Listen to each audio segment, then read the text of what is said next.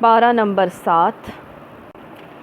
اعوذ باللہ من الشیطان الرجیم، بسم اللہ الرحمن الرحیم۔ شروع اللہ کے نام سے جو بڑا مہربان نہایت رحم فرمانے والا ہے۔ وَإِذَا سَمِعُوا مَا أُنزِلَ إِلَى الرَّسُولِ تَرَىٰ أَعْيُنَهُمْ تَفِيضُ مِنَ الدَّمْعِ مِمَّا عَرَفُوا مِنَ الْحَقِّ يَقُولُونَ رَبَّنَا آمَنَّا فَاكْتُبْنَا مَعَ الشَّاهِدِينَ۔ جب وہ اس کلام کو سنتے ہیں جو رسول اللہ صلی اللہ علیہ وسلم پر اترا ہے، کیا قرآن پاک، تو تم دیکھتے ہو کہ حق شناسی کے اثر سے ان کی آنکھیں آنسوؤں سے تر ہو جاتی ہیں۔ حق شناسی جب وہ اللہ سبحانہ تعالیٰ کو پہچان لیتے ہیں قرآن پاک کے ذریعے، جب اللہ کے کلام کو پہچان لیتے ہیں تو ان کی آنکھیں جو ہیں آنسوؤں سے تر ہو جاتی ہیں۔ یہ واقعہ، یہ آیت جو ہے حبشہ کے عیسائیوں کے بارے میں آیت نازل ہوئی جب نبی صلی اللہ علیہ وسلم نے عمر ابن امیہ کے ہاتھ خط بھیجا اور حضرت جعفر نے سورہ مریم، جعفر رضی اللہ تعالیٰ عنہ نے سورہ مریم کی آیت تلاوت کی تو نجاشی جو ہے مسلمان ہو گیا اور اس کی آنکھیں جو ہیں آنسوؤں سے تر تھیں، اس کے آنسو جو ہیں آنکھوں سے نکل رہے تھے۔ تو آنکھوں سے آنسو آنا یہ نرمی کی علامت ہے، تو کہ انسان کا دل نرم ہے۔ تو کیا جب ہم قرآن پاک سنتے ہیں تو ہمارے ساتھ کیا معاملہ ہوتا ہے؟ قرآن پاک کا حق ہے ایک تلاوت کرنا، حق حفظ کرنا، حق التدبر غور و فکر کرنا سن کر، حق العمل سن کر جو ہے وہ عمل کرنا، حق التبلیغ اور اس کو جو ہے پھیلانا، اللہ کا پیغام پہنچانا اللہ کے مخلوق تک۔ پھر نبی صلی اللہ علیہ وسلم نے فرمایا، جو شخص اس قرآن کو پڑھے اور حافظ ہو وہ معزز نیک فرشتوں کے ساتھ ہوگا۔ نبی صلی اللہ علیہ وسلم نے فرمایا، لوگوں کی امامت وہ کروائے جو تم میں سے زیادہ قرآن پڑھنے والا ہو، یہ بھی بہت ہوں تو تم سنت کی پیروی کرنے والے کو جو ہے وہ آگے کرو، وہ امامت کروائے، اگر یہ بھی بہت ہوں تو بڑی عمر کو جو ہیں وہ پہنچ گئے ہیں انہیں جو ہے آگے کرو، وہ امامت جو ہیں وہ کروائیں۔ تو نبی صلی اللہ علیہ وسلم نے فرمایا، علم والوں کے لیے تمام مخلوق دعا کرتی ہے، خاص طور پر سمندر کی مچھلیاں دعا کرتی ہیں، کیا کرتی ہیں؟ استغفار کرتی ہیں، جو علم والے جو ہیں جو علم حاصل کرتے ہیں۔ نبی صلی اللہ علیہ وسلم نے فرمایا، اگر کوئی علم کا راستہ اختیار کرے گا اللہ اس کے لیے جنت کا راستہ آسان کر دے گا۔ پھر نبی صلی اللہ علیہ وسلم نے فرمایا، مرنے کے بعد نفع کا سلسلہ جاری رہتا ہے، جو علم سکھایا، نیک اولاد، مسجد، مسافر خانہ بنوایا، نہر جو ہے وہ کھدوائی جس سے پانی جو ہے وہ ملے، صدقہ جو اس نے صحت کی حالت میں نکالا، یہ سب کام جو ہیں صدقہ جاریہ جو ہے وہ بن جاتے ہیں۔ تو ہمارے ساتھ کیا معاملہ ہوتا ہے جب ہم اللہ کے کلام کو جو ہے وہ سنتے ہیں؟ پھر نبی صلی اللہ علیہ وسلم نے نجاشی کی نماز جنازہ پڑھائی تھی غائبانہ طور پر، جب معلوم ہوا کہ وہ فوت ہو گیا ہے۔ وہ بول اٹھتے ہیں، کون؟ جو اللہ کا کلام سنتے ہیں، جن کے دل نرم ہوتے ہیں کہ پروردگار ہم ایمان لائے، اور اللہ کے کلام کو سن کر رونا صالحین کا، نیک لوگوں کا کام ہے۔ ہر ایک کی آنکھیں آنسوؤں سے تر نہیں ہوتی جب اللہ کا کلام جو ہے وہ سنیں، تو آنسوؤں سے جو رونا چاہیے، کیونکہ جب ہم ایسی آیتیں سنیں تو ہمیں رونا آنا چاہیے۔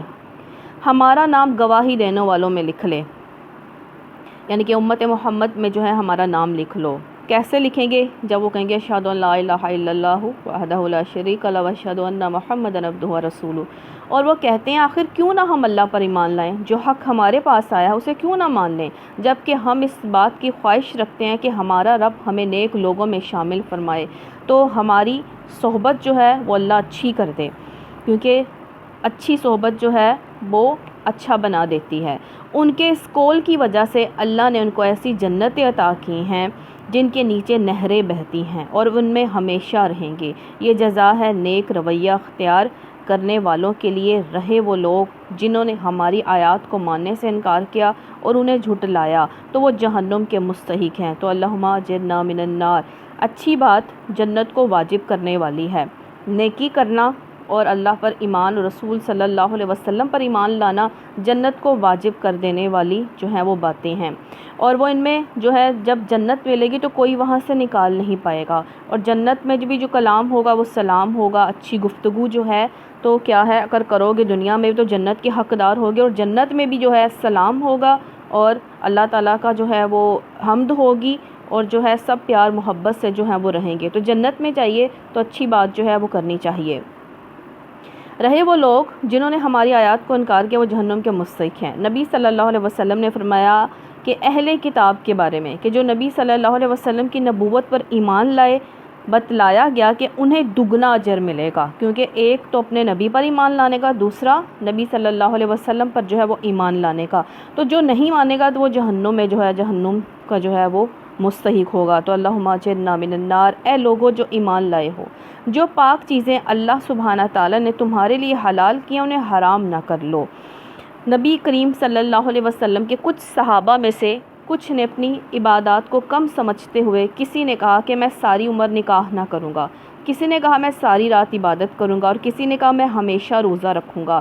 نبی صلی اللہ علیہ وسلم کو جب اس کا علم ہوا تو آپ نے صحابہ کرام کو سخت تنبیہ کی، تنبیہ میں نے خبردار کرنا، اور فرمایا میں اللہ کا رسول ہوں، میں تم سے زیادہ اللہ سے ڈرتا ہوں، میں نے نقاب بھی کیے، میں رات کو سوتا بھی ہوں، قیام بھی کرتا ہوں، روزے بھی رکھتا ہوں اور چھوڑتا بھی ہوں، یہی میرا طریقہ ہے۔ جس نے میری سنت سے اعراض کیا اس کا مجھ سے کوئی تعلق نہیں ہے۔ اور حد سے تجاوز نہ کرو، اللہ کو زیادتی کرنے والے سخت ناپسند ہیں۔ اور جو کچھ حلال اور طیب رزق اللہ نے تم کو دیا ہے اسے کھاؤ پیو، اس خدا کی نافرمانی سے بچتے رہو جس پر تم ایمان لائے ہو۔ عام طور پر تقویٰ کا معیار کا لوگ سمجھتے ہیں کھانا پینا چھوڑ دو اور ایک لبادہ اوڑھ کر ایک کونے پر جو ہے وہ بیٹھ جاؤ۔ تو اللہ سبحانہ تعالیٰ نے ایک حد میں رہ کر جو ہے کہا ہے اللہ سبحانہ تعالیٰ کی دی ہوئی نعمتیں استعمال کرو، اور وہ تم پر نظر بھی ہیں، لیکن اسراف نہیں کرنا، ہر چیز کو جو ہے اعتدال میں رکھ کر جو ہے وہ استعمال کرو۔ تم لوگ جو محمل قسمیں کھا لیتے ہو، محمل قسمیں کیا ہوتی ہیں کہ جب انسان جو ہے وہ جن پر اللہ گرفت نہیں کرتا، یعنی کہ جس کا کوئی مقصد نہیں ہوتا، بلا مقصد اس کی عادت ہے بس قسمیں جو ہیں وہ کھانا، نہ اس نے جھوٹ بولنا ہوتا ہے، نہ اپنی بات کو سچا ثابت کرنا ہوتا ہے، نہ اس کا کوئی ارادہ ہوتا ہے، اللہ اس پر گرفت نہیں کرتا۔ مگر جو قسمیں انسان جان بوجھ کر کھاتا ہے نا، تو ان پر ضرور اللہ سبحانہ تعالیٰ فرما رہے ہیں تم سے مواخذہ کرے گا، پوچھ ہوگی۔ ایسی قسم توڑنے کا کفارہ یہ ہے کہ یعنی کہ جو جان بوجھ کر کسی مقصد کے لیے کسی ارادے کے لیے کھائی ہو، 10 مسکین کو اوسط درجے کا کھانا جو ہے وہ کھلاؤ۔ جو تم اپنے بال بچوں کو کھلاتے ہو یا انہیں کپڑے پہناؤ یا ایک غلام جو ہے وہ آزاد کر دو۔ نبی صلی اللہ علیہ وسلم نے فرمایا جس نے جھوٹی قسم کھائی اس کا ٹھکانہ جہنم ہے۔ جو اس کی استطاعت نہ رکھتا ہو، یعنی کہ نہ 10 مسکینوں کو کھانا کھلا سکتا ہے، نہ غلام آزاد کر سکتا ہے، نہ کپڑے دے سکتا ہے، تو کیا کرے؟ وہ 3 دن کے روزے رکھے، لگاتار اس سے جو ہے وہ روزے رکھنے ہوں گے، یہ گیپ دے کر نہیں، لگاتار جو روزے رکھے گا۔ یہ تمہاری قسموں کا کفارہ ہے، جب کہ تم قسم کھا کر توڑ دو، اپنی قسموں کی حفاظت کیا کرو، یعنی کہ اپنی قسموں کو پورا کیا کرو۔ نبی صلی اللہ علیہ وسلم نے فرمایا جو قسم کھاؤ وہ پوری جو ہے وہ کیا کرو۔ اس طرح اللہ اپنے احکام تمہارے لیے واضح کرتا ہے، شاید کہ تم شکر ادا کرو۔ اے لوگو جو ایمان لائے ہو، یہ شراب، جوا، آستانے، پانسیر یعنی کہ نجومیوں کے پاس جانا یا نجومی پامسک جو ہوتے ہیں، یہ سب گندے شیطانی کام ہیں، ان سے پرہیز کرو۔ نبی صلی اللہ علیہ وسلم نے فرمایا میری امت میں ایسے لوگ پیدا ہوں گے جو زنا، ریشم، شراب اور آلات موسیقی دوسرے نام رکھ کر اسے جائز جو ہے وہ قرار دے دیں گے۔ یہ شراب کے بارے میں جو ہے وہ تیسرا حکم جو ہے وہ آیا تھا، پہلے سورہ بقرہ میں، پھر سورہ نساء میں، اب جو ہے سورہ مائدہ میں آیا ہے۔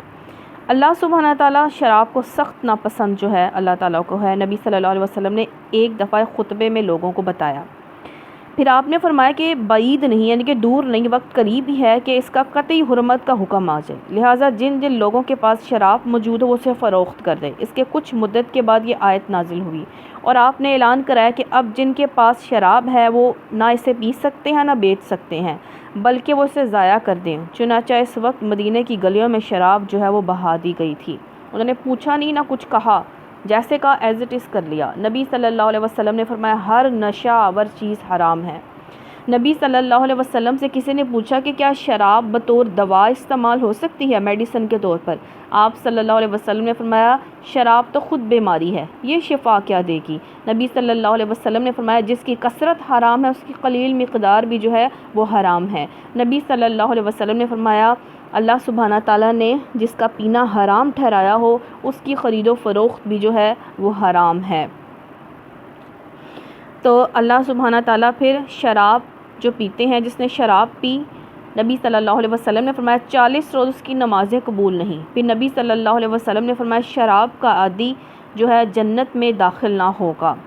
امید ہے کہ تمہیں فلاح نصیب ہوگی اگر تم ان کاموں سے بچ جاؤ گے۔ شیطان تو چاہتا ہے کہ شراب اور جوے کے ذریعے سے تمہارے درمیان عداوت اور بغض ڈال دے اور تمہیں خدا کی یاد سے اور نماز سے روک دے۔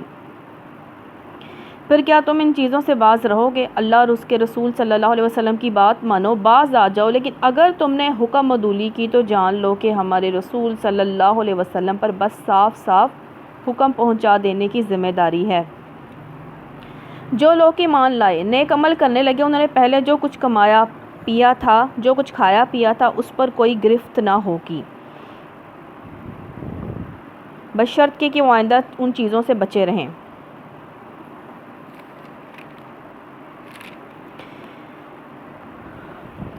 جو حرام کی گئی ہیں، اور ایمان پر ثابت قدم جو ہیں وہ رہیں اور اچھے کام کریں، پھر جس چیز سے روکا جائے اس سے رکیں،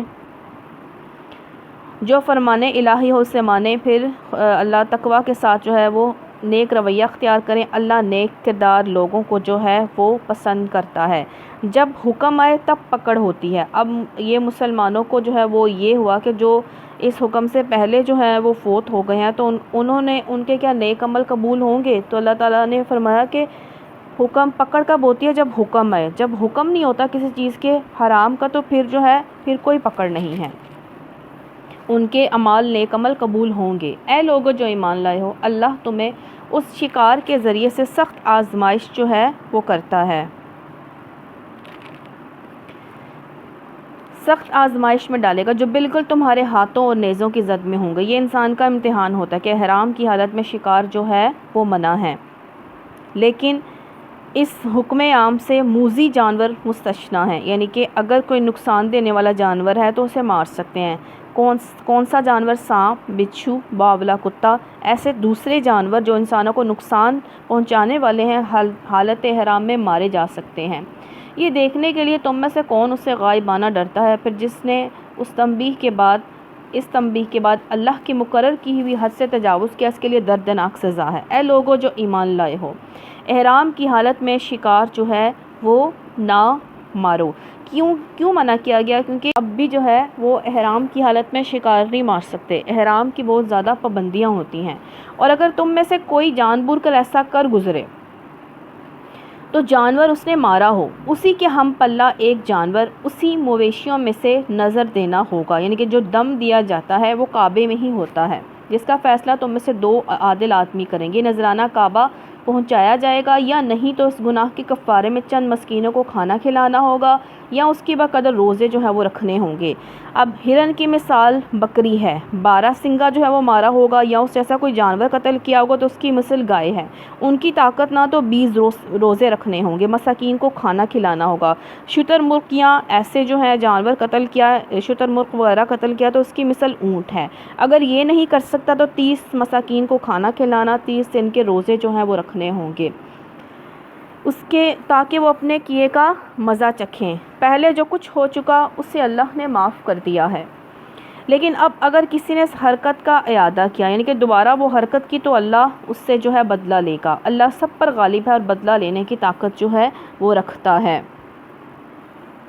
تمہارے لیے سمندر کا شکار، اس کا کھانا حلال کر دیا گیا ہے، سمندر کا مردار جو ہے وہ حلال ہے، جہاں تم ٹھہرو وہاں بھی کھا سکتے ہو اور قافلے کے لیے زیادہ راہ بھی بنا سکتے ہو، البتہ خشکی کا شکار جب تم احرام کی حالت میں ہو تو تم پر حرام کیا گیا ہے، پس بچو اس خدا کی نافرمانی سے جس کی پیشی میں تم سب کو گھیر کر حاضر کیا جائے گا۔ اللہ نے مکان محترم یعنی کہ بیت اللہ کو، کعبے کو لوگوں کے لیے اجتماعی زندگی کے قیام کا ذریعہ جو ہے وہ بنایا ہے۔ بیت الحرم کیوں کہتے ہیں؟ اس لیے کہ اس کی حدود میں شکار کرنا، درخت کاٹنا جو ہے حرام ہے۔ کعبہ کو لوگوں کے لیے اجتماعی زندگی کے قیام ذریعہ جو ہے وہ بنایا، اور ماہ حرام قربانی کے جانوروں اور کلادوں کو بھی اس میں جو ہے معاون بنا دیا، تاکہ تمہیں معلوم ہو جائے کہ اللہ آسمانوں اور زمین کے سب حالات سے باخبر ہے، اسے ہر چیز کا علم ہے۔ خبردار ہو جاؤ، اللہ سزا دینے میں بھی سخت ہے اور اس کے ساتھ بہت درگزر اور رحم بھی کرنے والا ہے۔ پیغام پہنچا دینے کی ذمہ داری ہے، آگے تمہارے کھلے اور چھپے سب حالات کا جاننے والا اللہ ہے۔ اے پیغمبر صلی اللہ علیہ وسلم، ان سے کہہ دو کہ پاک اور ناپاک بہرحال یکساں نہیں ہیں، مومن اور کافر برابر نہیں ہو سکتے، خواہ وہ ناپاک کی بہتات تمہیں کتنی جو ہے فرفتہ کر دینے والی ہو۔ انسان جو ہے وہ ظاہر پسند ہے، زیادہ مال ہو تو اس کے لیے عزت کا باعث جو ہے وہ بن جاتا ہے، اگر اللہ کی نافرمانی سے حاصل کیا ہوا مال زیادہ بھی ہے تو اس کی کثرت سے کیا فائدہ ہے، کیونکہ اللہ راضی نہیں ہے۔ اگر مال تھوڑا کمایا ہے، حلال ہے، اللہ راضی ہے اس سے، تو تھوڑے میں بھی اللہ برکت جو ہے وہ دیتا ہے۔ پس اے لوگو جو عقل رکھتے ہو، اللہ کی نافرمانی سے بچتے رہو، امید ہے کہ فلاح نصیب ہوگی۔ اے لوگو جو ایمان لائے ہو، ایسی باتیں نہ پوچھا کرو جو تم پر ظاہر کر دی جائیں تو تمہیں ناگوار ہو۔ نبی صلی اللہ علیہ وسلم نے صحابہ کرام کو زیادہ سوالات کرنے سے منع فرمایا۔ نبی صلی اللہ علیہ وسلم نے فرمایا، بڑا قصوروار وہ مسلمان ہے جو ایک بات پوچھے جو حرام نہ ہو، لیکن اس کے پوچھنے پر جو ہے وہ حرام ہو جائے۔ پھر نبی صلی اللہ علیہ وسلم نے فرمایا، جو میں چھوڑ دوں تم بھی اس کو ذکر نہ کیا کرو، کیونکہ تم میں سے پہلے لوگ سوال کرنے اور اپنے انبیاء سے اختلاف کرنے پر جو ہے وہ تباہ ہو گئے۔ ایک شخص آپ کے پاس آیا، اس نے کہا، آپ نے فرمایا حج تم پر فرض ہے۔ ایک شخص نے 3 بار کہا، ہر سال، تو اس لیے آپ نے فرمایا جو میں جس کا ذکر نہ کہوں اسے چھوڑ دیا کرو۔ پھر آپ نے فرمایا اگر یہ 4تھی بار کہتا تو ہر سال فرض ہو جانا تھا۔ تو بار بار سوال کرنے سے جو ہے وہ منع کیا گیا ہے۔ اگر انسان کو کچھ سمجھ نہ آئے تو جب انسان کا جو ہے وہ سن رہا ہو، پوری بات مکمل ہو جائے، تو اس درس کے بعد، اس لیکچر کے بعد انسان سوال کرے، لیکن بیچ میں انٹرپٹ جو ہے وہ کرنا منع ہے۔ لیکن اگر تمہیں انہیں ایسے وقت پوچھو گے جب کہ قرآن نازل ہو رہا ہو تو وہ تم پر کھول دی جائیں گی، یعنی کہ جو تم بار بار کہہ رہے ہو وہ پھر حرام جو ہے وہ ہو جائیں گی۔ اب تک جو کچھ تم نے کیا اسے اللہ نے معاف کر دیا، وہ درگزر کرنے والا بردبار ہے۔ تم سے پہلے ایک گروہ نے اسی قسم کے سوالات کیے تھے، پھر وہ لوگ انہی باتوں کی وجہ سے کفر میں مبتلا ہو گئے۔ اللہ نے نہ کوئی بحیرہ مقرر کیا، نہ صائبہ، نہ وسیلہ اور نہ حام۔ یہ مختلف حالتوں میں بتوں کے نام پر یہ جانور چھوڑ دیے جاتے تھے۔ بحیرہ اس اونٹنی کو کہتے ہیں جو 5 دفعہ بچہ جن چکی ہو اور آخری بار اس کے ہاں نر بچہ پیدا ہو۔ جاہلیت کے زمانے میں اہل عرب اس کا کان چیر کر اسے جو ہے چھوڑ دیتے تھے، پھر نہ کوئی اس پر سوار ہوتا، نہ اس کا دودھ پیا جاتا تھا، نہ اس کا اون جو ہے وہ اتارا جاتا تھا، یعنی کہ اس کی کھال۔ اسے حق تھا کہ جس کھیت اور جس چراگاہ میں چاہے جائے، جس گھاٹ سے چاہے پانی پیے۔ صائبہ اس اونٹ یا اونٹنی کو کہتے تھے جسے کسی منت کے پورا ہونے یا کسی بیماری سے شفا پانے یا کسی خطرے سے بچ جانے پر بطور شکرانے کے پن کر دیا گیا ہو، بت کے نام پر چھوڑ دیا گیا ہو۔ نیز جس اونٹنی نے 10 مرتبہ بچے دیے ہوں، ہر بار مادہ ہی جنی ہو، اسے بھی آزاد چھوڑ دیا جاتا تھا۔ وسیلہ واو صاد یا لام اور ہا، اگر بکری کا پہلا بچہ نر ہوتا تو وہ خداؤں کے نام پر ذبح کر دیا جاتا، اور اگر وہ پہلی بار مادہ جنتی تو اسے رکھ لیا جاتا تھا، لیکن اگر نر اور مادہ ایک ساتھ پیدا ہوتے تو نر کو ذبح کرنے کی بجائے یوں ہی خداؤں کے نام پر چھوڑ دیا جاتا تھا اور اس کا نام وسیلہ تھا۔ حام، اگر کسی اونٹ کا پوتا سواری دینے کے قابل ہو جاتا تو اس بوڑھے اونٹ کو آزاد چھوڑ دیا جاتا تھا۔ نیز اگر کسی اونٹ کے نطفے سے 10 بچے پیدا ہو جاتے تو اس سے بھی جو ہے آزادی مل جاتی تھی۔ تو اللہ سبحانہ تعالیٰ نے یہ کوئی مقرر نہیں کیے تھے، یہ سب یہ مشرکوں کا کام تھا۔ سب سے پہلے یہ جس نے کام کیا تھا، بتوں کے نام چھوڑے جانے والے جانور کا نام، بتوں کے نام جس نے پہلے جانور چھوڑے تھے اس کا نام تھا عمرو بن عامر خزاعی جو ہے اس کا نام تھا۔ اسے نبی صلی اللہ علیہ وسلم نے فرمایا اسے جہنم میں کیسے دیکھا گیا ہے؟ جسم میں اپنے انتڑیاں کھینچتے ہوئے جو ہے وہ دیکھا گیا ہے، یعنی کہ جہنم کا عذاب جو ہے اسے مل رہا ہے۔ مگر یہ کافر اللہ پر جھوٹی تہمت لگاتے ہیں، ان میں اکثر بے عقل ہیں، ایسے وہمات کو مان رہے ہیں جب ان سے کہا جاتا ہے کہ آؤ اس قانون کی طرف جو اللہ نے نازل کیا ہے، اور آؤ پیغمبر صلی اللہ علیہ وسلم کی طرف، تو جواب دیتے ہیں کہ ہمارے لیے تو بس وہی طریقہ کافی ہے جس پر ہم اپنے باپ دادا کو جو ہے ہم نے پایا ہے۔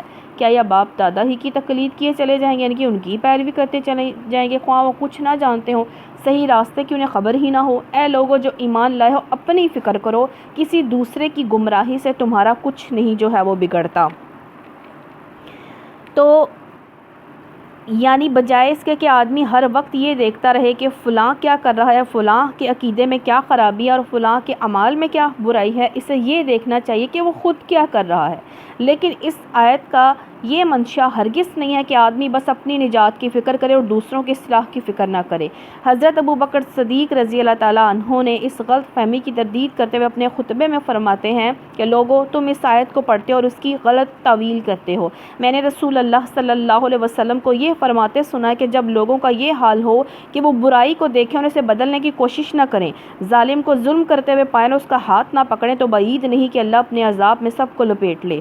خدا کی قسم تم کو لازم ہے کہ بھلائی کا حکم دو اور برائی سے روکو، ورنہ اللہ تم پر ایسے لوگوں کو مسلط کر دے گا جو تم میں سب سے زیادہ بدتر ہوں گے، اور وہ تم کو سخت تکلیفیں پہنچائیں گے۔ پھر تمہارے نیک لوگ خدا سے دعا مانگیں گے مگر وہ قبول نہ ہوگی۔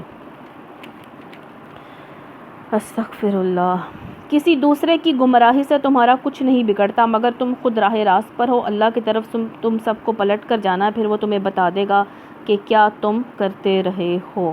اے لوگوں جو ایمان لائے ہو، جب تم میں سے کسی کی موت کا وقت آ جائے اور وہ وصیت کر رہا ہو تو اس کی شہادت کا نصاب یہ ہے کہ تمہاری جماعت میں یعنی کہ قبیلے میں سے 2 صاحب عدل آدمی گواہی بنائے جائیں۔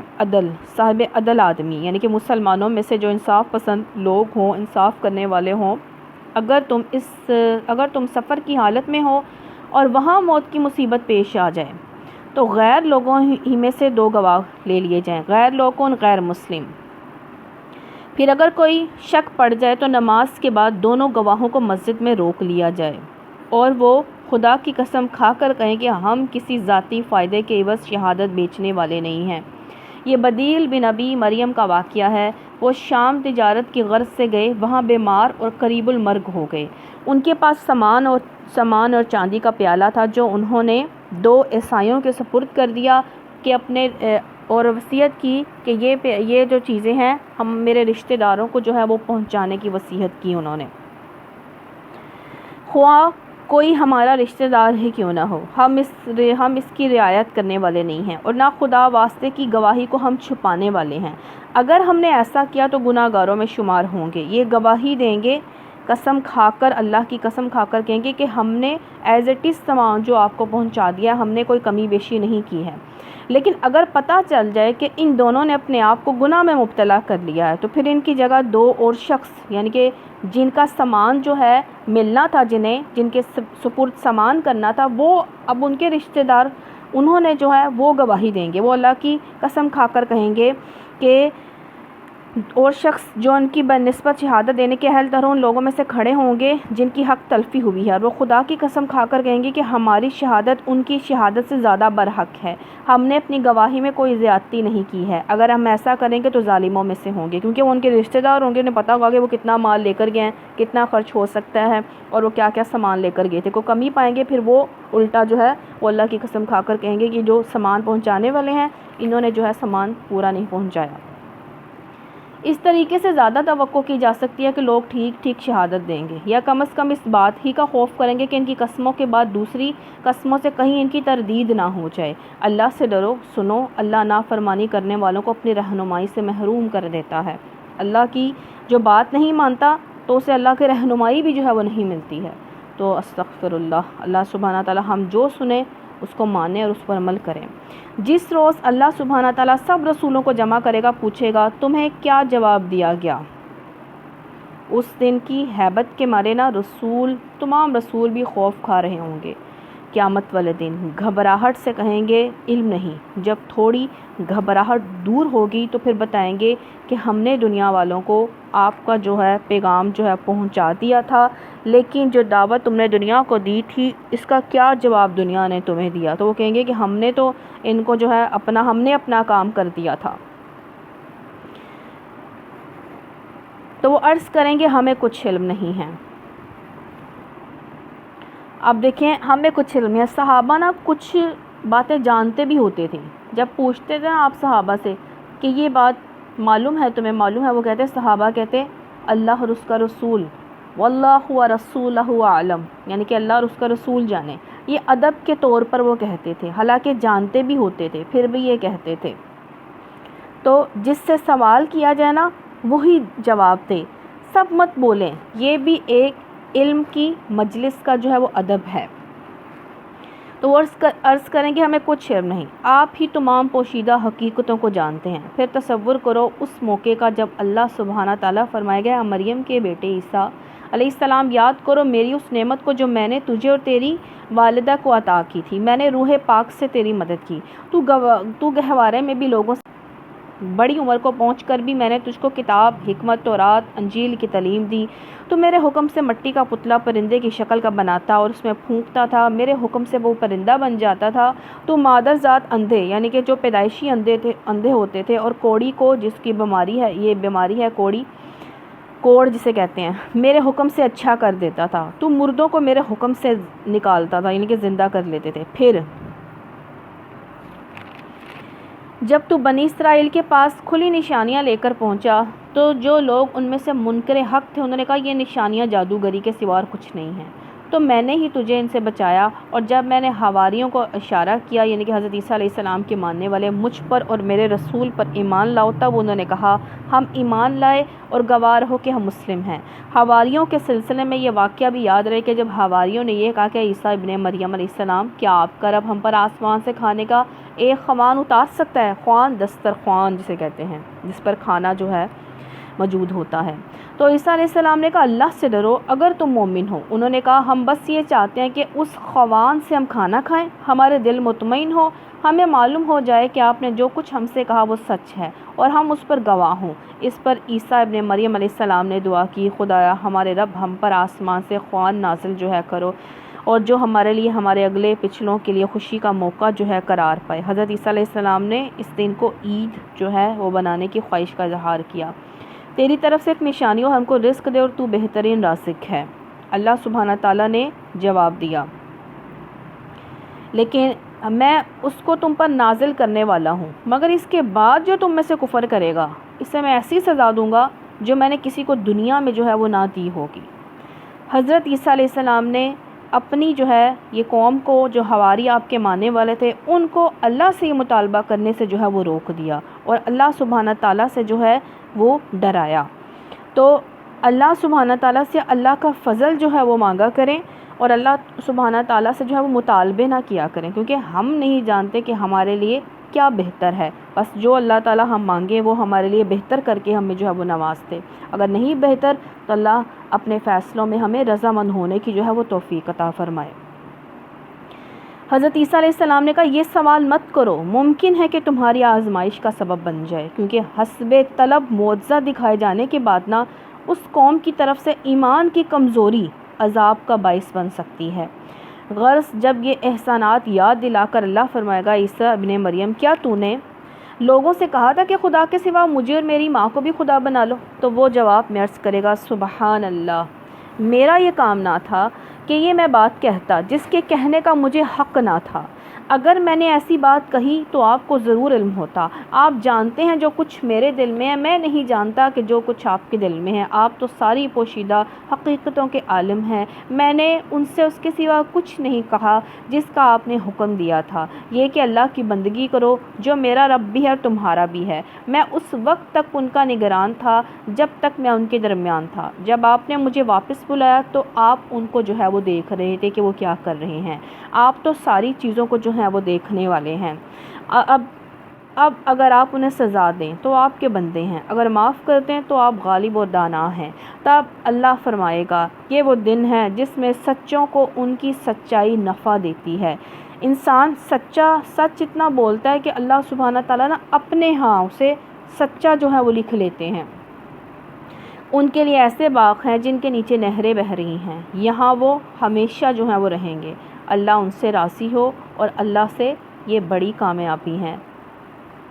وہ دن ایسا ہوگا کہ توحید کے ماننے والے ہی نفع میں ہوں گے، مشرکین کی معافی کی کوئی بھی جو ہے وہ صورت نہیں ہوگی۔ زمین و آسمان اور تمام موجودات کی بادشاہی اللہ ہی کے لیے ہے، اور وہ ہر چیز پر جو ہے وہ قدرت رکھتا ہے۔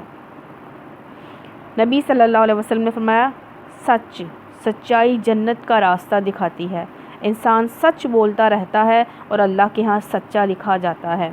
تو انسان جو ہے وہ جھوٹ بول ہی نہیں سکتا۔ جھوٹ کے قسم ہے توریہ، وہ بول سکتا ہے کہ ایسے اصل انسان اپنے راز نہیں بتانا چاہ رہا، اپنی بات نہیں بتانا چاہ رہا، تو اصل حقیقت کو نہ بتائے، ٹال جائے، تو اس کی اجازت ہے جب کہ خطرہ محسوس ہو رہا ہو۔ خطرہ یا نقصان کے بارے میں جب انسان کو ہو کہ میں نے یہ سچائی بتا دی تو مجھے نقصان ہو سکتا ہے یا مجھے کسی قسم کا خطرہ ہو سکتا ہے، تو انسان جو ہے اپنی بات کو ہے وہ چھپا سکتا ہے، ظاہر نہ کرے اور اس بات کو ٹال دے۔ اگر کوئی پوچھے تو یہ جائز ہے۔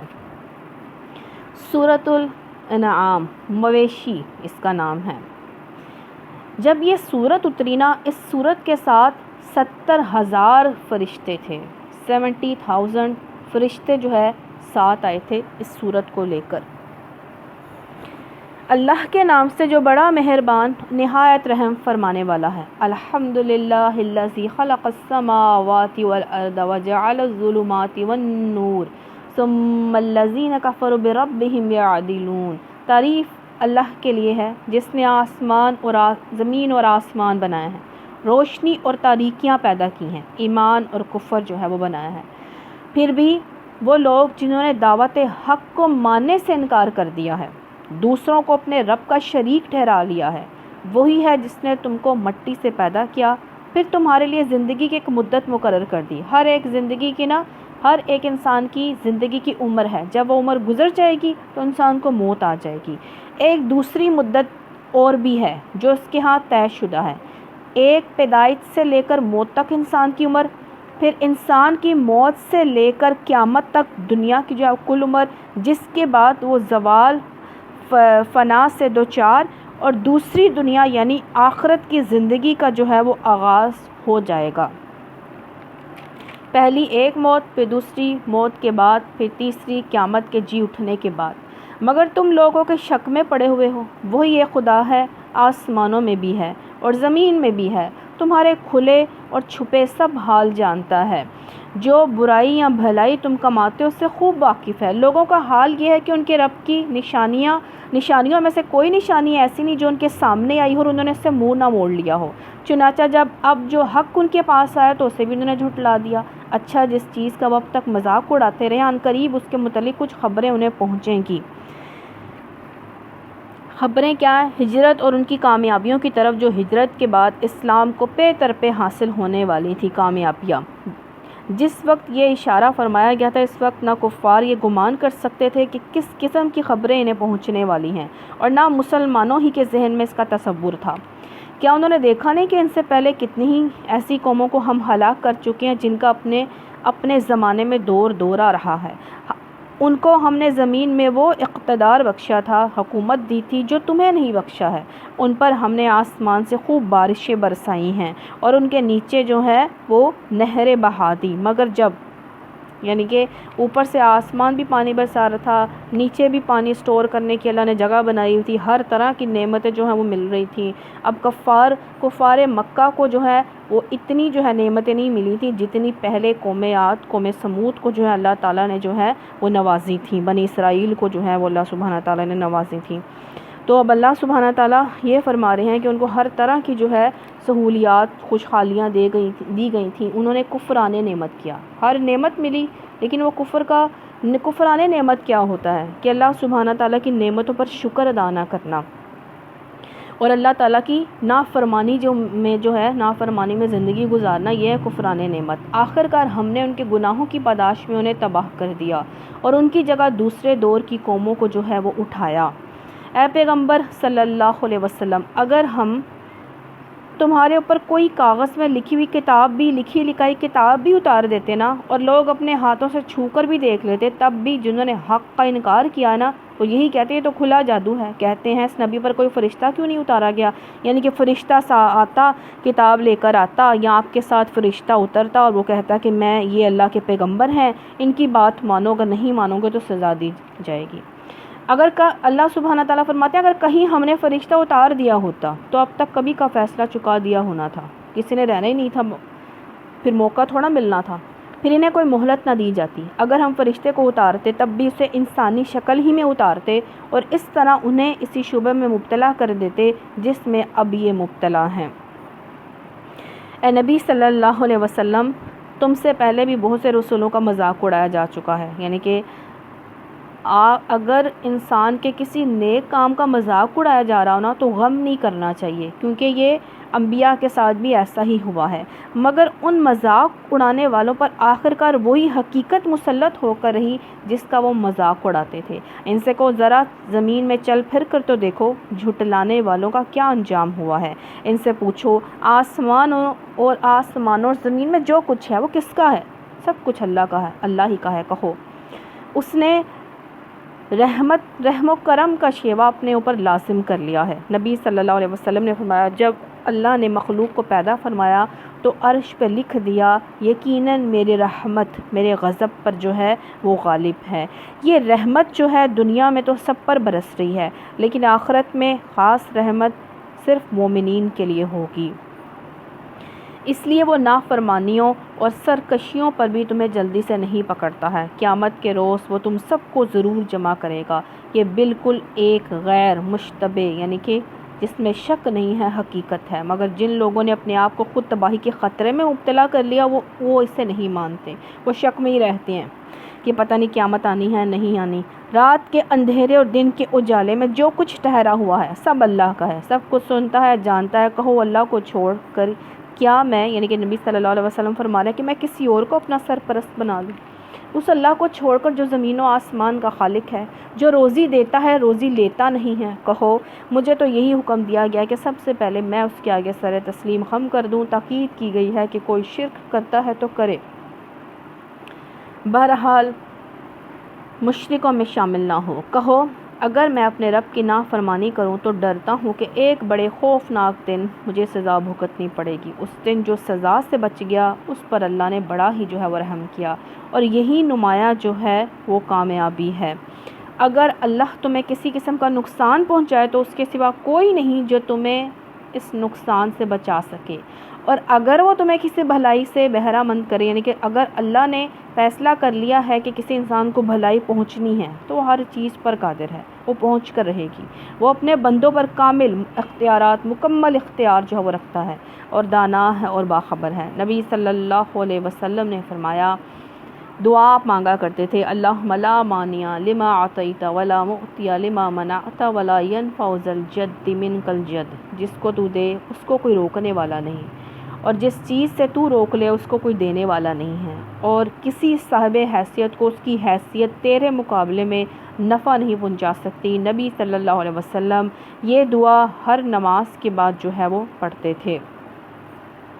ان سے پوچھو کس کی گواہی سب سے بڑھ کر ہے؟ کہو میرے اور تمہارے درمیان اللہ گواہ ہے. یہ قرآن میری طرف بذریعہ وحی بھیجا گیا ہے تاکہ تمہیں اور جس کو یہ پہنچے سب کو متنبع کر دوں. کیا واقعی تم لوگ یہ شہادت دے سکتے ہو کہ اللہ کے ساتھ دوسرے خدا بھی ہیں؟ کہو میں تو اس کی شہادت ہرگز نہیں دے سکتا، خدا تو وہی ہے اور میں اس شرک سے قطعی بیزار ہوں جس میں تم مبتلا ہو. نبی صلی اللہ علیہ وسلم نے فرمایا جس تک قرآن پہنچ جائے وہ آگے پہنچ جائے، جس تک قرآن پہنچ گیا اس کا نذیر میں ہوں. جن لوگوں کو ہم نے کتاب دی، کون اہل کتاب؟ وہ اس بات کو اس طرح غیر مشتبہ طور پر پہچانتے ہیں یعنی کہ آخر نبی صلی اللہ علیہ وسلم کو اور آپ کی صفات کو جیسے ان کو اپنے بیٹوں کو پہچاننے میں کوئی شبہ پیش نہیں آتا. یعنی کہ اپنے بیٹوں کو انسان جہاں بھی وہ پہچان لیتا ہے، ان کی محبت، اور انسان اپنی اولاد کو بہت اچھی طرح جانتا ہے. اس لیے کہا کہ وہ بڑی اچھی طرح جانتے ہیں کہ کتاب میں، انجیل میں، تورات میں، انجیل میں نبی صلی اللہ علیہ وسلم کی جو ہے وہ آپ کی جو ہے بشارت تھی اور آپ کی صفات بھی ہیں جو تھیں، یعنی کہ آپ کے آنے کی خوشخبری اور آپ کی صفات بھی تھی، لیکن انہوں نے چھپایا. مگر جنہوں نے اپنے آپ کو جو ہے خسارے میں ڈال لیا ہے وہ اسے نہیں مانتے ہیں۔ اس شخص سے بڑھ کر ظالم کون ہوگا جو اللہ پر جھوٹا بہتان لگائے یا اللہ کی نشانیوں کو جھٹلائے۔ یقیناً ایسے ظالم کبھی فلاح نہیں پا سکتے۔ جس روز ہم ان سب کو اکٹھا کریں گے، مشرکوں سے پوچھیں گے اب وہ تمہارے ٹھہرائے ہوئے شریک کہاں ہیں جن کو تم خدا سمجھتے تھے؟ زبان بند اعضاء بولیں گے، جسمانی اعضاء بولیں گے، تو اس کے سوا کوئی فتنہ نہ اٹھا سکیں گے، یہ جھوٹا بیان دیں گے۔ اے ہمارے آقا، یعنی کہ دنیا میں بھی جھوٹ بولتے رہتے، وہاں بھی اللہ کے سامنے بھی جھوٹ بولنے کی کوشش کریں گے، تو اللہ تعالیٰ زبان بند، پھر آنکھیں، ہاتھ، پاؤں سب بولیں گے۔ اے ہمارے آقا، تیری قسم ہم ہرگز مشرک نہ تھے۔ دیکھو اس وقت یہ کس طرح اپنے اوپر آپ جھوٹ گھڑیں گے، اور وہاں ان کے سارے بناوٹی معبود گم ہو جائیں گے۔ ان میں سے بعض لوگ ایسے ہیں، کون؟ مشرکین میں سے، جو لوگ آپ کی بات یعنی کہ نبی صلی اللہ علیہ وسلم کی بات سنتے ہیں، مگر حال یہ ہے کہ ہم نے ان کے دلوں پر پردے ڈال رکھے ہیں۔ کفر کی وجہ سے دل پر پردے جو ہیں وہ پڑ جاتے ہیں۔ انسان کے گناہ جو ہے نا دل کو تاریک کر دیتے ہیں، پھر قرآن سمجھ میں نہیں آتا ہے، اثر نہیں ہوتا ہے۔ گناہ زنگ کی طرح جو ہے دلوں پر جو ہے وہ چھا جاتا ہے۔ اگر توبہ کر کے گناہوں سے اللہ کی طرف پلٹ آئے تو وہ زنگ مٹ جاتا ہے، اور اگر نہ توبہ کرے، گناہ پر گناہ ہی کرتا چلا جائے، تو پھر یہ حال ہوتا ہے کہ قرآن بھی جو ہے وہ اثر نہیں کرتا ہے۔ جن کی وجہ سے وہ اس کو کچھ نہیں سمجھتے، ان کے کانوں میں گرانی ڈال دی۔ گرانی بوجھ ہے، کچھ سمجھ نہیں آتا۔ ضروری نہیں کہ سن کر دل پر لے جائیں، کیونکہ ایک کان سے یہ سنتے ہیں، دوسرے کان سے نکال دیتے ہیں۔ یہ سب کچھ سننے پر بھی کچھ نہیں سنتے، خواہ کوئی نشانی دیکھ لیں، اس پر ایمان لا کر نہ دیں گے۔ حد یہ ہے کہ جب وہ تمہارے پاس آ کر تم سے جھگڑا کرتے ہیں، یعنی کہ آپ صلی اللہ علیہ وسلم کے پاس آتے ہیں، تو ان میں سے جن لوگوں نے انکار کا فیصلہ کر لیا نا، وہ ساری باتیں سننے کے بعد بھی کہتے ہیں یہ تو پرانے لوگوں کی کہانیاں ہیں، یہ پرانے زمانے کے قصوں کے سوا اور کچھ نہیں ہیں۔ کیونکہ آپ نبی صلی اللہ علیہ وسلم پہلے قوموں کے واقعات سنا کر کہتے تھے کہ ان کے ساتھ یہ معاملہ ہوا ہے، وہ عبرت کا نشان بنے ہیں، تو تم ان کے واقعات سے سبق سیکھ کر جو ہے اپنے حالات بدل لو۔ وہ اس امر حق کو قبول کرنے سے لوگوں کو روکتے ہیں اور خود بھی اس سے دور بھاگتے ہیں۔ وہ سمجھتے ہیں کہ اس حرکت سے وہ تمہارا کچھ بگاڑ رہے ہیں، یعنی کہ نبی صلی اللہ علیہ وسلم کا، حالانکہ دراصل وہ خود اپنی ہی تباہی کا سامان کریں، مگر انہیں اس کا شعور تک نہیں ہے۔ کاش تم اس وقت کی حالت دیکھ سکتے کو نبی صلی اللہ علیہ وسلم کو کہا جا رہا ہے، اللہ سبحانہ تعالیٰ فرما رہے ہیں جب وہ دوزخ کے کنارے کھڑے کیے جائیں گے، اس وقت تو کہیں گے کاش کوئی صورت ایسی ہو کہ ہم دنیا میں واپس چلے جائیں۔ کیا کہیں گے؟ کاش ہم قرآن سن لیتے، کاش ہم اللہ کی بات سن لیتے، کاش ہم اپنے اعمال کی اصلاح کر لیتے، کاش ہم بدل جاتے، اپنے رب کی نشانیوں کو نہ جھٹلاتے اور ایمان لانے والوں میں شامل ہو جاتے۔ در حقیقت یہ بات وہ محض اس وجہ سے کہیں گے کہ جس حقیقت پر انہوں نے پردہ ڈال رکھا تھا نا، اب اس وقت بے نقاب ہو کر سامنے آ چکی ہوگی۔ ورنہ اگر انہیں سابق کی زندگی کی طرف واپس بھیجا جائے، پھر وہی سب کچھ کریں گے جس سے انہیں منع کیا گیا ہے۔ وہ تو ہیں، اب تو یہ صرف عذاب سے بچنے کے لیے جو ہے یہ کہہ رہے ہیں کاش ہمیں بھیجا جائے، اگر عذاب ٹل جائے پھر یہ ویسے ہی ہو جائیں گے جیسے یہ کام کر رہے تھے۔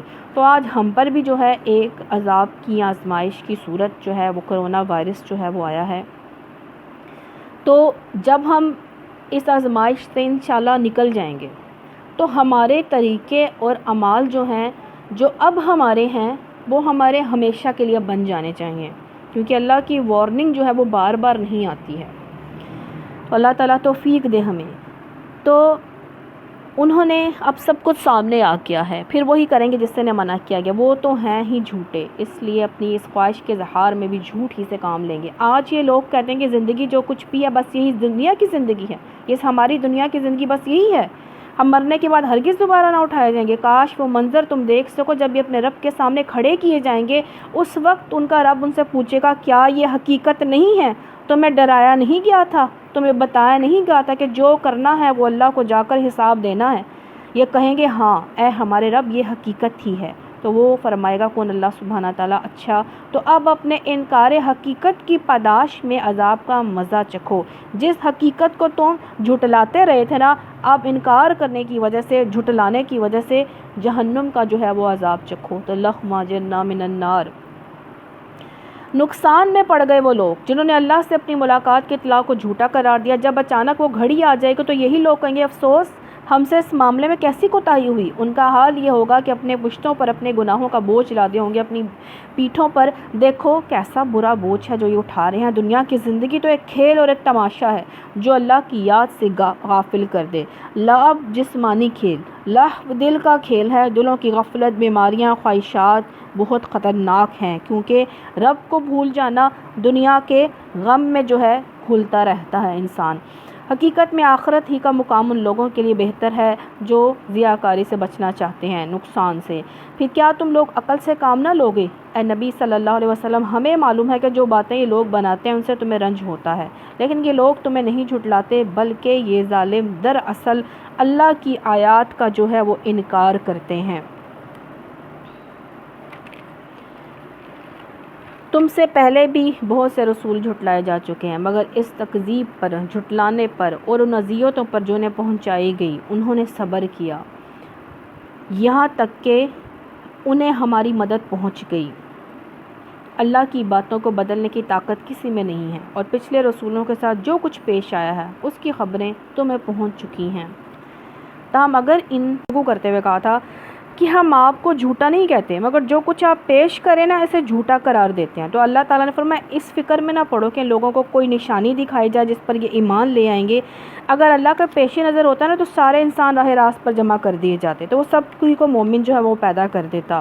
پھر رسولوں کو بھیجنے اور اہل ایمان اور اہل کفر کے درمیان برسوں کشمکش جو ہے کرانے کی ضرورت کیا تھی؟ تو دعوت حق پر لبیک وہی کہتے ہیں جو سننے والے کان ہیں۔ سننے والے کان جن کے ضمیر زندہ ہیں، جو دل کے کانوں سے سنتے ہیں۔ دل کے کان بھی ہوتے ہیں اور دل کے آنکھیں بھی جو ہیں وہ ہوتی ہیں، جو قرآن سن کر اپنے دل پر جو ہے وہ لے جاتے ہیں وہی بدلتے ہیں۔ رہے مردے جن کے ضمیر ہی مردے ہیں، جن کے دل ہی مردے ہیں، جن کے کان بس ایک کان سے سنتے ہیں دوسرے کان سے نکال دیتے ہیں، غور و فکر کرنے کا نہیں ہے، بس سن لیا علم حاصل کر لیا، تو انہیں تو اللہ بس قبروں ہی سے اٹھائے گا، پھر اس کی عدالت میں پیش ہونے کے لیے واپس لائے جائیں گے، یعنی کہ قیامت والے دن اٹھیں گے، پھر دیکھ لیں گے کیا جو ہے جھٹلانے کا جو ہے انجام ہوتا ہے۔ یہ لوگ کہتے ہیں کہ نبی صلی اللہ علیہ وسلم پر اس کے رب کی طرف سے کوئی نشانی کیوں نہیں اتاری گئی؟ آنکھوں کے سامنے فرشتے اترنا دیکھنا چاہتے ہیں اور پہاڑ پر اٹھا کر جو ہے وہ بلند جو ہے وہ کرنا چاہتے ہیں، یعنی کہ ایسے نشانیاں چاہتے ہیں۔ کہو اللہ نشانی اتارنے کی پوری قدرت رکھتا ہے، مگر ان میں سے اکثر لوگ نادانی میں مبتلا ہیں۔ زمین میں چلنے والے کسی جانور اور ہوا میں پروں سے اڑنے والے کسی پرندے کو دیکھ لو، یہ سب تمہاری ہی طرح کے انواع ہیں، گروہ ہیں۔ ہم نے ان کی تقدیر کے نوشتے میں کوئی کسر نہیں چھوڑی، یعنی کہ ہر ایک انسان کی، ہر ایک پرندے کی، جانور کی قرآن جو ہے وہ لوح محفوظ میں جو ہے ہر چیز درج ہے۔ پھر یہ سب اپنے رب کی طرف سمیٹے جو ہیں وہ جائیں گے، یعنی جس طرح تمہیں پیدا فرمایا ان کو بھی روزی دیتا ہے اور تمہیں بھی جو ہے روزی دیتا ہے۔ مگر جو لوگ ہماری نشانیوں کو جھٹلاتے ہیں، اللہ سبحانہ تعالیٰ نے کہا بہرے ہیں، گونگے ہیں، اندھے ہیں، تاریکیوں میں پڑے ہوئے ہیں، اللہ جسے چاہتا ہے بھٹکا دیتا ہے۔ جو اللہ کی آیات کو جھٹلاتے ہیں، حق بات سنتے نہیں ہیں، زبان سے حق بولتے نہیں ہیں، پھر اللہ تعالیٰ جو ہے وہ ہدایت نہیں دیتا، کیونکہ ان کی ہدایت طلب کرنے کی کوئی خواہش نہیں ہوتی ہے۔ سیدھے جسے چاہتا ہے سیدھے راستے پر لگا دیتا ہے۔ سیدھے راستے پر کون لگتا ہے؟ جو سیدھا راستے پر آنا چاہتا ہے، جو سیدھے راستے پر چلنا چاہتا ہے۔ ان سے کو ذرا غور کر کے بتاؤ، اگر تم پر اللہ کی طرف سے کوئی بڑی مصیبت آ جاتی ہے یا آخری گھڑی یعنی کہ موت آپ پہنچی تو کیا اس وقت تم اللہ کے سوا کسی اور کو پکارتے ہو؟ بولو اگر تم سچے ہو تو کیا پتہ چلا جب موت آتی ہے تو صرف اللہ ہی جو ہے وہ یاد آتا ہے۔ اگر وہ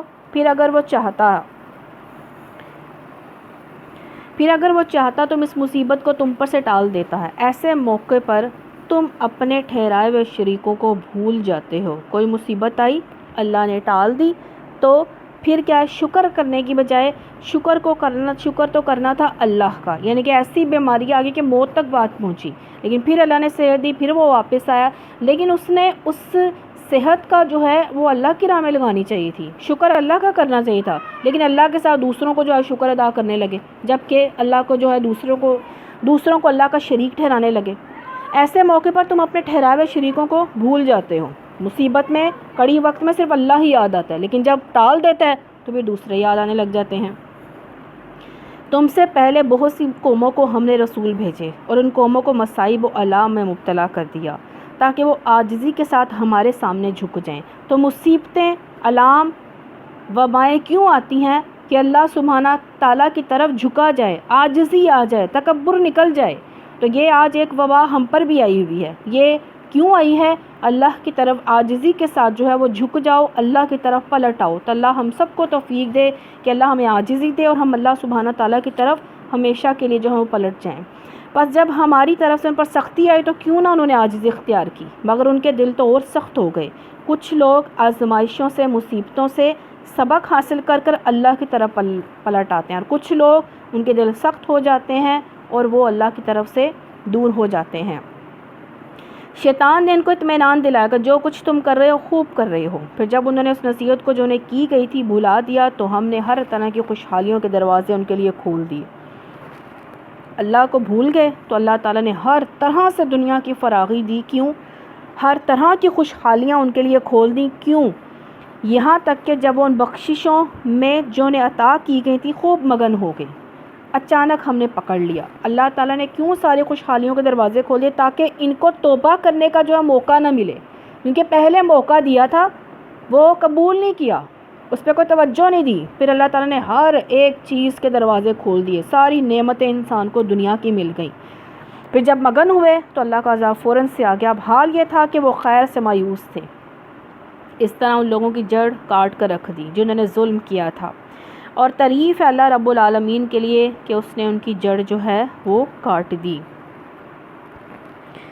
نبی صلی اللہ علیہ وسلم نے جو فرمایا، جب تم دیکھو کہ اللہ نافرمانیوں کے باوجود کسی کو اس کی خواہشات کے مطابق دیے ہی جا رہا ہے تو وہ کیا ہے؟ وہ ڈھیل ہوتی ہے۔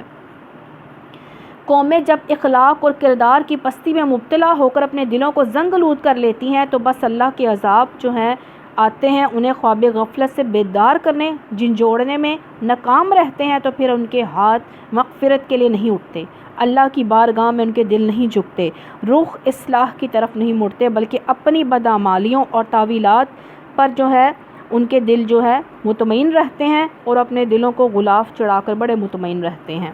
حسن بصری کہتے ہیں کہ جس کے لیے اللہ نے دنیا زیادہ کر دی تو وہ غور نہ کرے تو وہ جانتا نہیں ہے کہ اللہ کی ڈھیل ہے، اور جس پر دنیا تنگ کر دے تو اسے بھی سمجھ نہ آئے کہ اللہ نے اس کے لیے خیر رکھی ہے تو اس میں بھی کوئی عقل نہیں ہے۔ تو زیادہ کم ہونا اللہ کی آزمائش میں سے ہے۔ اے نبی صلی اللہ علیہ وسلم ان سے کہو، کبھی تم نے یہ سوچا کہ اگر اللہ تمہاری بینائی اور سماعت تم سے چھین لے، تمہارے دلوں پر مہر کر دے، تو اللہ کے سوا اور کون سا خدا ہے جو قوت تمہیں واپس دلا سکتا ہو؟ دیکھو کس طرح ہم بار بار اپنی نشانیاں ان کے سامنے پیش کرتے ہیں اور پھر یہ کس طرح ان سے نظر چرا جاتے ہیں۔ کہو کبھی تم نے سوچا کہ اگر اللہ کی طرف سے اچانک یا اعلانیہ تم پر عذاب آ جائے تو کیا ظالم لوگوں کے سوا اور کوئی ہلاک ہوگا؟ جو رسول ہم بھیجتے ہیں اسی لیے تو بھیجتے ہیں کہ وہ نیک کردار لوگوں کے لیے خوشخبری دینے والے اور بد کرداروں کے لیے ڈرانے والے ہوں۔ پھر جو لوگ ان کی بات مان لیں، اپنے طرز عمل کی اصلاح کر لیں، ان کے لیے کسی خوف اور رنج کا موقع نہیں ہے۔ جو ہماری آیات کو جھٹلائے وہ اپنی نافرمانیوں کی پاداش میں سزا بھگت رہے ہیں۔ اے نبی صلی اللہ علیہ وسلم ان سے کہو، میں تم سے نہیں کہتا کہ میرے پاس اللہ کے خزانے ہیں، نہ میں غیب کا علم رکھتا ہوں۔ اللہ سبحانہ تعالیٰ نے اپنے انبیاء میں سے جتنا چاہا اپنے نبیوں کو غیب کا علم دیا، لیکن سارے کا سارا غیب کا علم اللہ سبحانہ تعالیٰ کے پاس ہے اور سارے خزانے اللہ ہی کے پاس ہیں۔ نہ میں کہتا ہوں کہ میں فرشتہ ہوں، میں تو صرف وحی کی پیروی کرتا ہوں جو مجھ پر نازل کی جاتی ہے۔ پھر ان سے پوچھو، کیا اندھا اور آنکھوں والا برابر ہو سکتا ہے؟ مومن اور کافر برابر ہو سکتا ہے؟ کیا تم غور نہیں کرتے؟ قرآن پڑھنے والے اور قرآن نہ پڑھنے والے ہو سکتے ہیں برابر نہیں، اور معاملات بھی قرآن پڑھنے والوں کو قرآن نہ پڑھنے والوں جیسے نہیں کرنے چاہیے، ان کے معاملات قرآن پڑھنے والے جیسے ہونے چاہیے، حاملین قرآن جیسے ہونے چاہیے، معاملات بھی، رویے بھی۔ اے نبی صلی اللہ علیہ وسلم تم اس علم وحی کے ذریعے سے ان لوگوں کو نصیحت کرو جو اس کا خوف رکھتے ہیں، اپنے رب کے سامنے کبھی اس حال میں پیش کیے جائیں گے اس کے سوا وہاں کوئی ایسا ذی اقتدار نہ ہوگا جو ان کا حامی و مددگار ہو یا ان کی سفارش جو ہے وہ کرے، شاید کہ اس نصیحت سے متنبہ ہو کر وہ تقویٰ کی روش اختیار کر لیں۔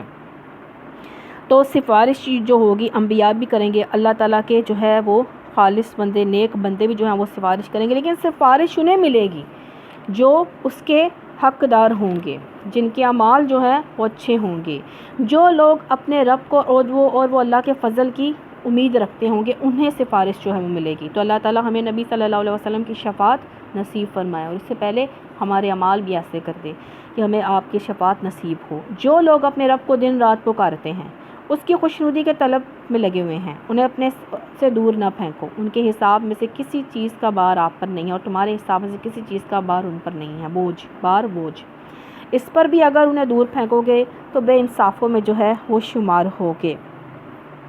یعنی غریب لوگوں میں سے بعض کو بعض کے ذریعے سے آزمائش میں ڈال دیا، یعنی غریبوں، مفلسوں، ایسے لوگوں کو جو سوسائٹی میں ادنا حیثیت رکھتے ہیں، سب سے پہلے ایمان کی توفیق دے کر ہم نے دولت اور عزت کا گھمنڈ رکھنے والے لوگوں کو آزمائش میں ڈال دیا ہے، تاکہ وہ انہیں دیکھ کر کہیں کیا یہ ہیں وہ لوگ جن پر ہمارے درمیان اللہ کا فضل و کرم ہوا ہے۔ امیر سردار کہتے کہ اگر یہ واقعی اللہ کا احسان ہوتا تو سب سے پہلے ہم پر ہوتا، یعنی ہم سب سے پہلے مسلمان ہوتے۔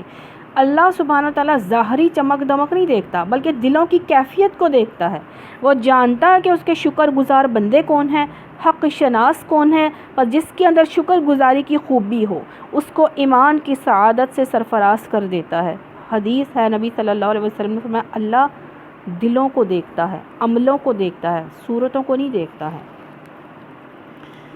تاکہ وہ انہیں دیکھ کر کہے کیا یہ ہیں وہ لوگ جن پر ہمارے درمیان اللہ کا فضل ہوا ہے۔ ہاں کیا خدا اپنے شکر گزار بندوں کو ان سے زیادہ نہیں جانتا ہے؟ جب تمہارے پاس وہ لوگ آئیں جو ہماری آیات پر ایمان لاتے ہیں تو ان سے کہو تم پر سلامتی ہے، تمہارے رب نے رحم و کرم کا شیوا اپنے اوپر جو ہے وہ لازم جو ہے کر لیا ہے۔ جو لوگ اس وقت نبی صلی اللہ علیہ وسلم پر ایمان لائے تھے نا، ان میں بکثرت لوگ ایسے بھی تھے جن سے زمانہ جاہلیت میں بڑے بڑے گناہ جو ہے وہ ہو چکے تھے۔ اب اسلام قبول کرنے کے بعد اگرچہ ان کی زندگیاں بالکل بدل گئی تھیں، لیکن مخالفین اسلام جو تھے نا، ان کی سابق زندگی کے عیوب اور افعال کے طعنے دیتے تھے۔ اس پر فرمایا جا رہا ہے کہ اہل ایمان کو تسلی دو، انہیں بتاؤ کہ جو شخص توبہ کر کے اپنی اصلاح کر لیتا ہے اس کے پچھلے قصوروں پر جو ہے وہ گرفت کرنے کا طریقہ اللہ کے ہاں نہیں ہے۔ رب نے رحم و کرم کا شیوا یعنی کہ رحم و کرم اپنے اوپر لازم کر لیا۔ اس کا رحم و کرم ہی ہے کہ اگر تم میں سے کوئی نادانی کے ساتھ کوئی برائی کا ارتکاب کر بیٹھا ہو، پھر اس کے بعد توبہ کرے اور اصلاح کر لے تو اسے معاف کر دیتا ہے اور نرمی سے جو ہے وہ کام لیتا ہے۔ حضرت ابو سعید خدری رضی اللہ تعالیٰ عنہ روایت کرتے ہیں کہ نبی صلی اللہ علیہ وسلم نے فرمایا بنی اسرائیل میں سے کسی شخص نے 99 قتل کیے، 99، پھر اپنے متعلق پوچھنے کسی راہب کے پاس گیا کیا میرے لیے توبہ کی کوئی صورت ہے؟ اس نے کہا نہیں، اس نے اس کو بھی قتل کر دیا۔ پھر لوگوں سے پوچھتا رہا، کسی نے بتایا کہ فلاں بستی میں توبہ کے لیے چلے جاؤ، وہ چلا تو راستے ہی میں اسے موت نے آ لیا۔ اس نے مرتے وقت اپنا سینہ بستی کی طرف جھکا دیا، چونکہ اس کی نیت خالص تھی، توبہ کی تھی، اس لیے جب رحمت اور عذاب کے فرشتے اس کے بارے میں فیصلہ کرنے پر جھگڑنے لگے تو طے ہوا کہ فاصلہ ماپ لیا جائے۔ چنانچہ اللہ تعالیٰ نے اس بستی کو جس طرف وہ جا رہا تھا حکم دیا کہ نزدیک ہو جائے، اس طرح ماپنے پر فاصلہ بستی کی طرف سے بالشت بھر جو ہے وہ کم نکلا۔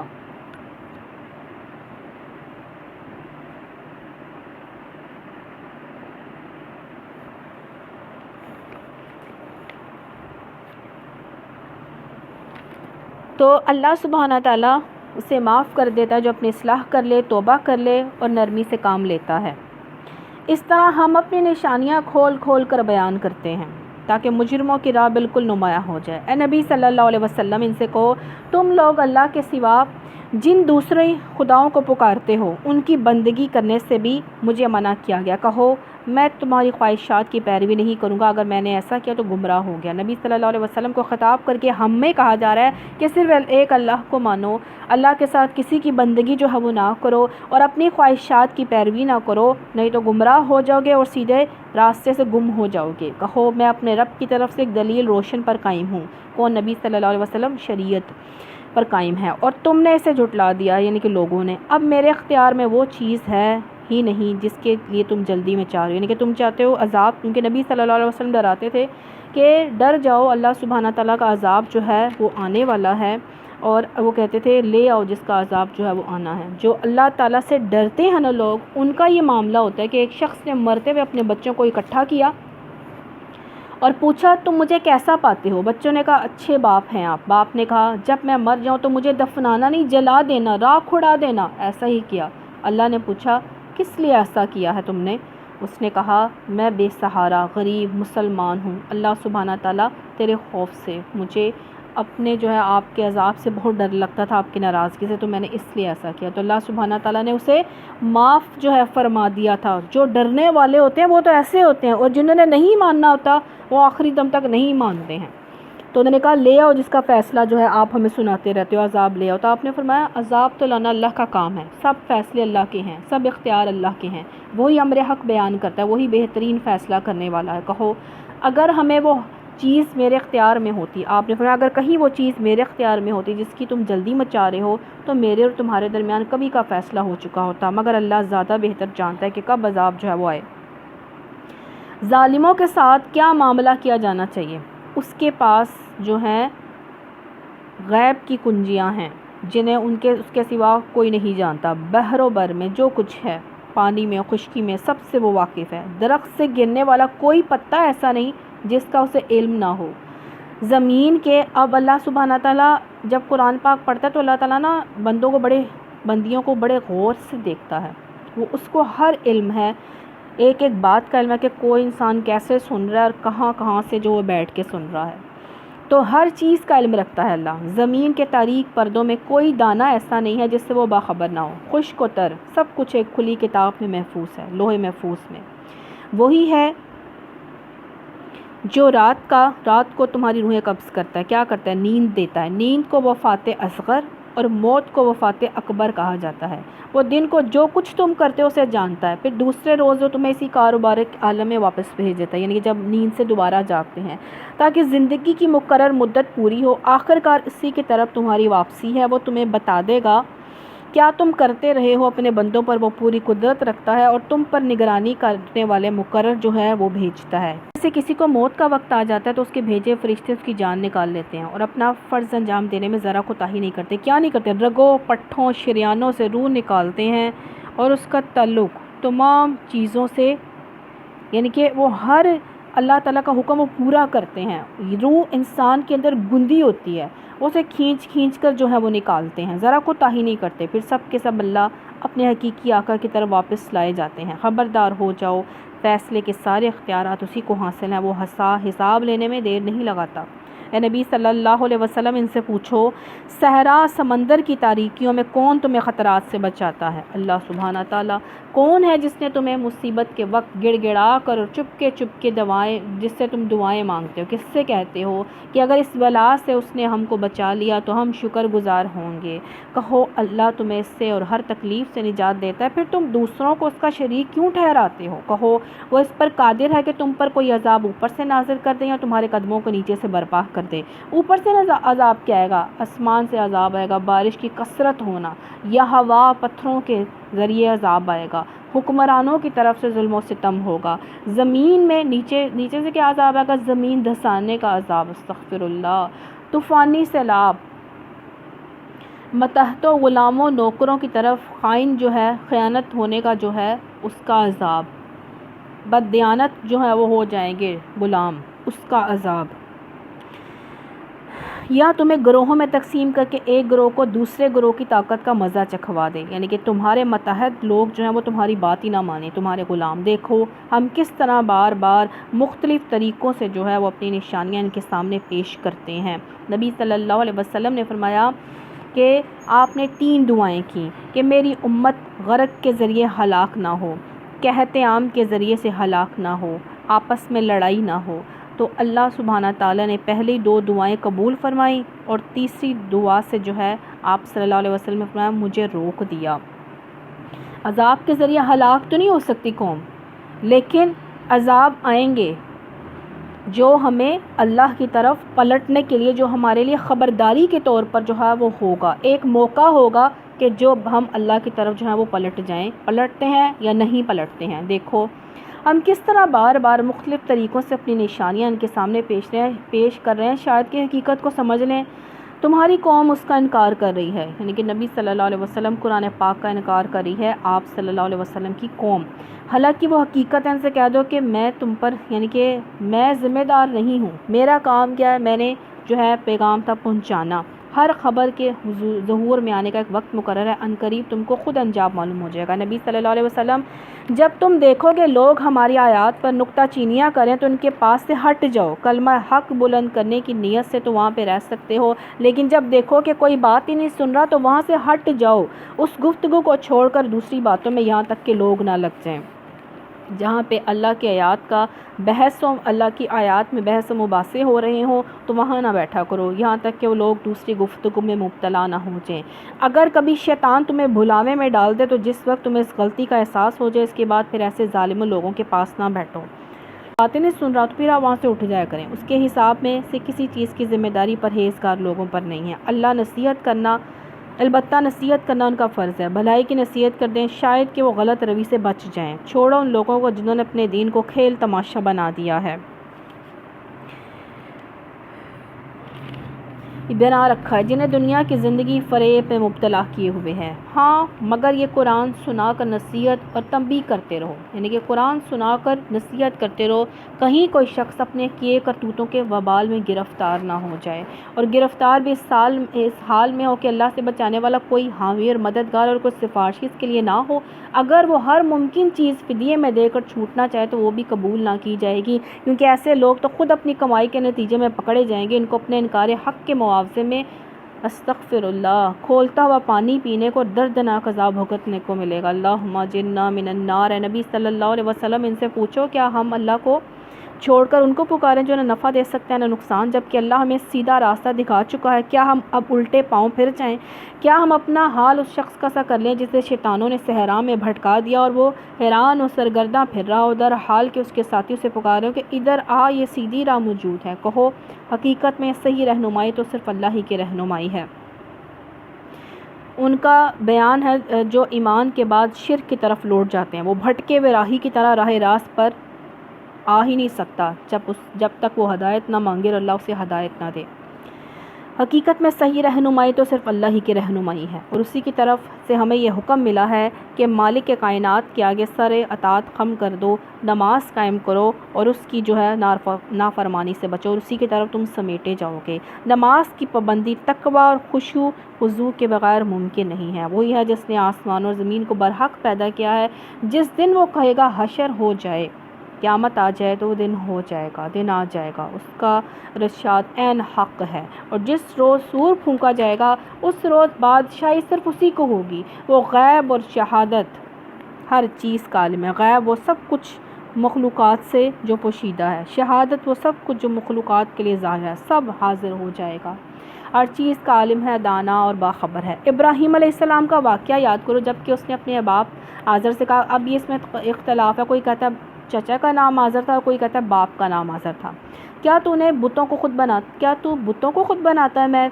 خدا بناتا ہے؟ میں تو تجھے تیری قوم کی کھلی گمراہی میں پاتا ہوں۔ ابراہیم کو علیہ السلام کو ہم اس طرح زمین و آسمان کا نظام سلطنت دکھاتے تھے، اور اس لیے دکھاتے تھے کہ وہ یقین کرنے والوں میں سے ہو جائے۔ چنانچہ جب رات اس پر طاری ہوئی تو اس نے ایک تارا دیکھا، کہا یہ میرا رب ہے، مگر جب وہ ڈوب گیا تو بولا ڈوب جانے والوں کا تو میں گرویدہ نہیں ہوں۔ پھر جب چاند چمکتا نظر آیا تو کہا یہ میرا رب ہے، مگر جب وہ بھی ڈوب گیا تو کہا میرے رب نے میری رہنمائی نہ کی ہوتی تو میں بھی گمراہ لوگوں میں شامل ہو گیا ہوتا۔ پھر جب سورج کو روشن دیکھا تو کہا یہ میرا رب ہے، یہ سب سے بڑا ہے، مگر جب وہ بھی ڈوبا تو ابراہیم علیہ السلام پکار اٹھا، اے برادران قوم، میں ان سب سے بیزار ہوں جنہیں تم خدا کا شریک ٹھہراتے ہو۔ میں نے تو یکسو ہو کر اپنا رخ اس ہستی کی طرف کر لیا جس نے زمین اور آسمان کو پیدا کیا ہے۔ یہ اللہ سبحانہ تعالیٰ نے ابراہیم علیہ السلام کو جو ہے وہ لوگوں کو بتانے کے لیے کیا کہ دیکھو یہ جن کو تم پوچھتے ہو وہ خدا نہیں ہے، تو میں نے تو یکسو ہو کر اپنا رخ اس ہستی کی طرف کر لیا جس نے زمین و آسمان کو پیدا کیا، میں ہرگز شرک کرنے والوں میں سے نہیں ہوں۔ اس کی قوم اسے جھگڑنے لگی تو اس نے قوم سے کہا، کیا تم لوگ اللہ کے معاملے میں مجھ سے جھگڑتے ہو، حالانکہ اس نے مجھے راہ راست دکھا دی؟ میں تمہارے ٹھہرائے ہوئے شریکوں سے نہیں ڈرتا، ہاں اگر میرا رب کچھ چاہے تو وہ ضرور ہو سکتا ہے، میرے رب کا علم ہر چیز پر چھایا ہوا ہے، پھر کیا تم ہوش میں نہ آؤ گے؟ اور آخر میں تمہارے ٹھہرائے ہوئے شریکوں سے کیسے ڈروں جبکہ تم اللہ کے ساتھ ان چیزوں کو خدائی میں شریک بناتے ہوئے نہیں ڈرتے جن کے لیے اس نے تم پر کوئی سند نازل نہیں کی ہے؟ ہم دونوں فریقوں میں سے کون زیادہ بے خوفی اور اطمینان کا مستحق ہے؟ بتاؤ اگر تم کچھ علم رکھتے ہو۔ حقیقت میں تو امن انہی کے لیے ہے، اور راہ راست پر وہی ہیں جو ایمان لائے اور جنہوں نے اپنے ایمان کو ظلم کے ساتھ آلودہ نہیں کیا، ظلم یعنی کہ شرک نہیں کیا۔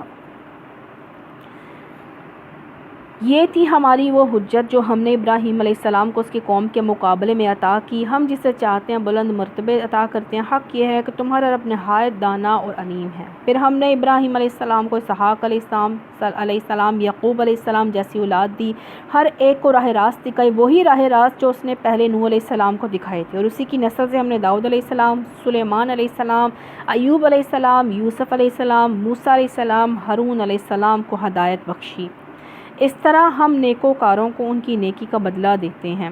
اس کی اولاد میں سے زکریا علیہ السلام، یحییٰ علیہ السلام، عیسیٰ علیہ السلام، الیاس علیہ السلام کو راہیاب کیا۔ ہر ایک ان میں سے صالح تھا یعنی کہ نیک تھا۔ اس کے خاندان میں سے اسماعیل علیہ السلام، الیسع علیہ السلام، یونس علیہ السلام، لوط علیہ السلام کو راستہ دکھایا۔ ان میں سے ہر ایک کو ہم نے تمام دنیا والوں پر جو ہے فضیلت عطا کی تھی، نیز ان کے آباء و اجداد، ان کی اولاد، ان کے بھائی بندوں میں سے بہتوں کو ہم نے نوازا، انہیں اپنی خدمت کے لیے چن لیا، سیدھے راستے کی طرف ان کی رہنمائی کی۔ یہ اللہ کی ہدایت ہے جس کے ساتھ وہ اپنے بندوں میں جس کو چاہتا ہے رہنمائی کرتا ہے، لیکن اگر کہیں ان لوگوں نے شرک کیا ہوتا تو ان کا سب کیا کرایا غارت جو ہے وہ چلا جاتا۔ پیغمبروں میں شرک ہونا ممکن نہیں ہے۔ مقصد امت کو شرک کی خطرناکی اور ہلاکت خیزی سے آگاہ کرنا ہے۔ وہ لوگ تھے جن کو ہم نے کتاب اور حکم نبوت عطا کی تھی، اب اگر یہ لوگ اس کو ماننے سے انکار کرتے ہیں تو پرواہ نہیں، ہم نے کچھ اور لوگوں کو یہ نعمتیں سونپ دی ہیں جو اس سے منکر نہیں ہیں۔ اے نبی صلی اللہ علیہ وسلم، وہی لوگ اللہ کی طرف سے ہدایت یافتہ تھے، انہی کے راستے پر چلو اور کہہ دو کہ میں اس تبلیغ ہدایت کے کام پر تم سے کسی اجر کا طالب تو نہیں ہوں، یہ تو ایک عام نصیحت ہے تمام دنیا والوں کے لیے۔ ان لوگوں نے تو جب اللہ کی ہدایت جو ہے، اللہ کا کلام مفت سننے کو مل لینا، تو انسان کو سب کچھ جو ہے وہ کر کے ایک طرف کر کے اللہ کے لیے ٹائم جو ہے وہ ضرور نکالنا چاہیے۔ ان لوگوں نے اللہ کا بہت غلط اندازہ لگایا، کیا وما قدر اللہ حق قدرہ، نہیں قدر کی اللہ کی جیسا کہ کرنے کا حق تھا۔ جب کہا کہ اللہ نے کسی بشر پر کچھ نازل نہیں کیا، کہ ان سے پوچھو پھر وہ کتاب جسے موسیٰ علیہ السلام لایا تھا، وہ جو تمام انسانوں کے لیے روشنی اور ہدایت ہے، جسے تم پارا پارا کر کے دکھاتے ہو، کچھ دکھاتے ہو اور بہت کچھ چھپاتے ہو، جس کے ذریعے سے تم کو وہ علم دیا گیا جو نہ تمہیں حاصل تھا اور نہ تمہارے باپ دادا کو۔ اب دنیا میں نا انسان رہتے ہیں تو انسانوں کی صورت میں جو ہے وہ انبیاء نے آنا تھا۔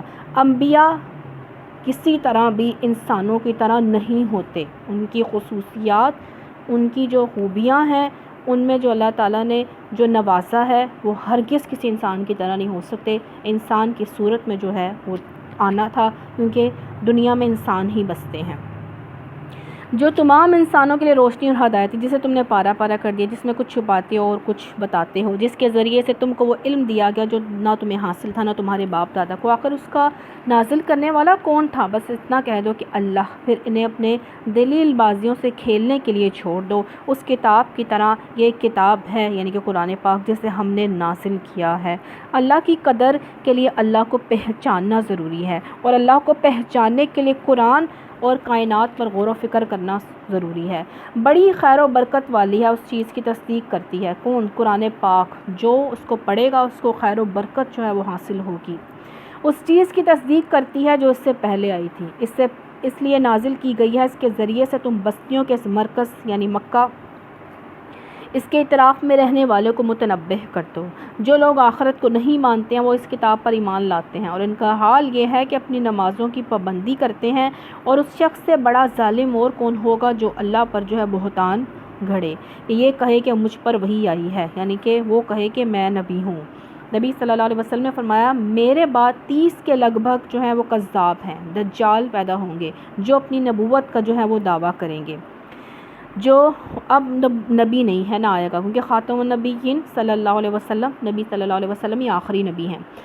اللہ کی نازل کردہ چیز کے مقابلے میں کہیں کہ میں بھی ایسی چیز نازل کر کے دکھاؤں، کاش تم ظالموں کو اس حالت میں دیکھ سکو جبکہ وہ سکرات موت میں ڈبکیاں کھا رہے ہوتے ہیں، اور فرشتے ہاتھ بڑھا بڑھا کر کہہ رہے ہوتے ہیں کہ لاؤ نکالو اپنی جان، آج تمہیں ان باتوں کی پاداش میں جان نکالنے کا دن کے وقت باتیں ہیں جو یہ ان کے ساتھ ہو رہا ہے۔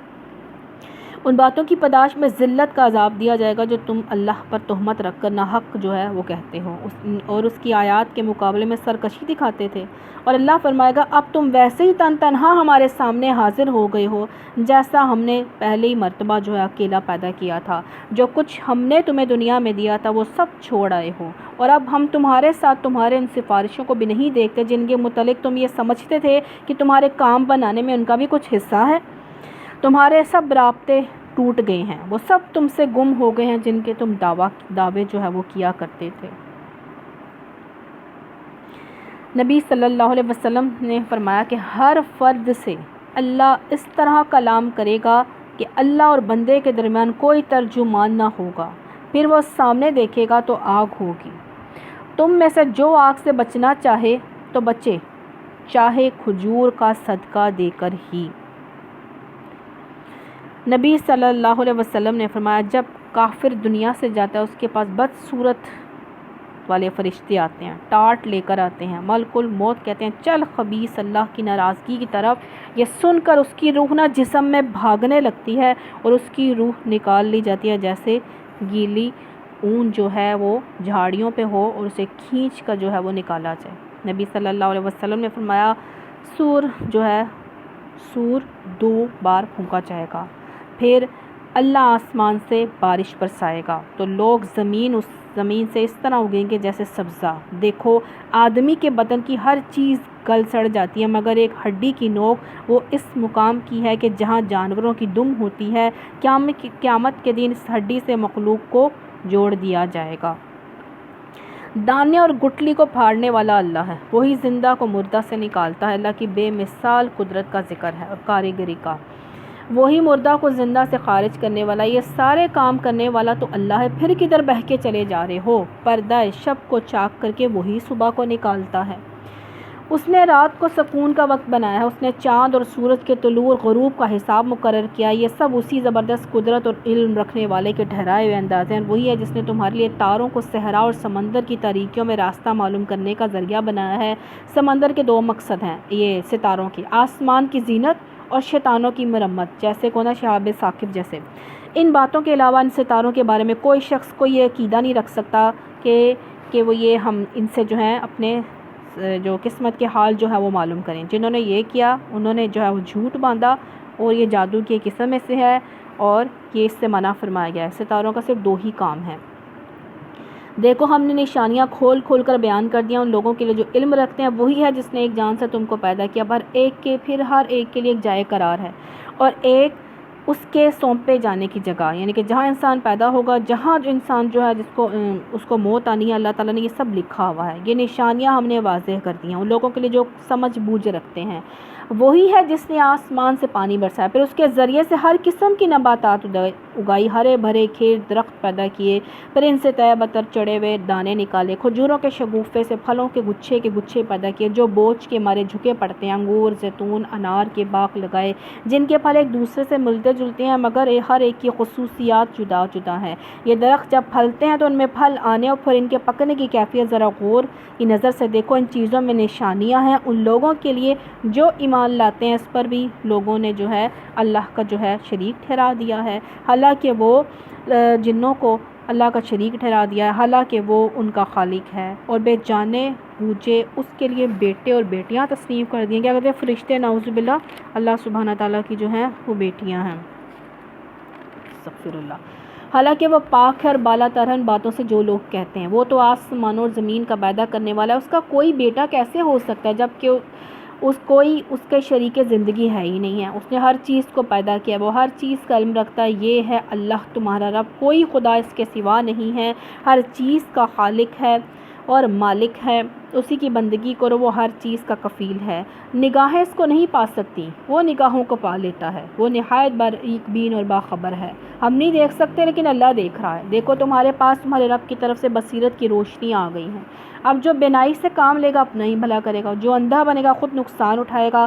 میں تم پر کوئی ذمہ دار نہیں بنا کر بھیجا گیا، یعنی کہ ہر انسان جو ہے اپنا حفاظت کرنے والا میں نہیں، میرا کام ہے بس پہنچانا۔ اس طرح ہم اپنی آیات کو بار بار مختلف طریقوں سے بیان کرتے ہیں، اس لیے کرتے ہیں کہ یہ لوگ کہیں کہ تم کسی سے پڑھ آئے ہو، یعنی کہ کافر لوگ، اور جو لوگ علم رکھتے ہیں ان پر ہم حقیقت کو روشن کرتے ہیں۔ نبی صلی اللہ علیہ وسلم اس وحی کی پیروی کیے جاؤ جو آپ پر جو ہے رب کی طرف سے نازل ہوئی ہے، کیونکہ اس ایک رب کے سوا اور کوئی خدا نہیں ہے۔ ان مشرکین کے پیچھے نہ پڑو، اگر اللہ کی مشیت ہوتی تو یعنی کہ آپ کے محسن جو حضرت جو ابو طالب تھے ان کو آپ یہ چاہتے تھے وہ اسلام قبول کر لیں، اگر اللہ کی مشیت ہوتی تو وہ خود ایسا بندوبست کر سکتا تھا کہ یہ لوگ شرک نہ کرتے۔ جب آپ ان کے مرنے کے وقت کہہ رہے تھے کہ آپ کلمہ پڑھ لیں تو اللہ تعالیٰ نے آیت نازل کر دی کہ ان کے پیچھے نہ پڑیں، آپ نہیں اسلام قبول کرتے تو نہ کریں، لیتا ہے اسلام قبول کرتا ہے ٹھیک ہے۔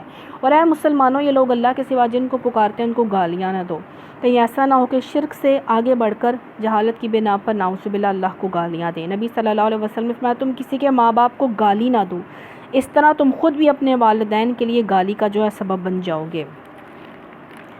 ہم نے تو اس طرح ہر گروہ کے لیے اس کے عمل کو خوشنما بنا دیا ہے، پھر انہیں اپنے رب کی طرف پلٹ کر آنا ہے، اس وقت انہیں بتا دے گا وہ کیا کرتے رہے ہیں۔ یہ لوگ کڑی کڑی قسمیں کھا کر کہتے ہیں کہ اگر کوئی نشانی یعنی معجزہ ہمارے سامنے آ جائے تو ہم اس پر ایمان لے آئیں گے۔ اے نبی صلی اللہ علیہ وسلم سے کہو نشانیاں تو اللہ کے اختیار میں ہیں، اور تمہیں کیسے سمجھایا جائے گا کہ اگر نشانیاں آ بھی جائیں تو یہ ایمان لانے والے نہیں، ہم اس طرح ان کے دلوں اور نگاہوں کو پھیر رہے ہیں جس طرح یہ پہلی مرتبہ اس کتاب پر ایمان نہیں لائے تھے، ہم انہیں ان کی سرکشی میں بھٹکنے کے لیے چھوڑ دیتے ہیں۔ مطلب یہ کہ جب پہلی مرتبہ ایمان نہیں لائے تو اس کا وبال ان پر اس طرح پڑا کہ آئندہ بھی ایمان لانے کا امکان ختم ہو گیا، دلوں اور نگاہوں کو پھیرنے کا یہ مطلب ہے۔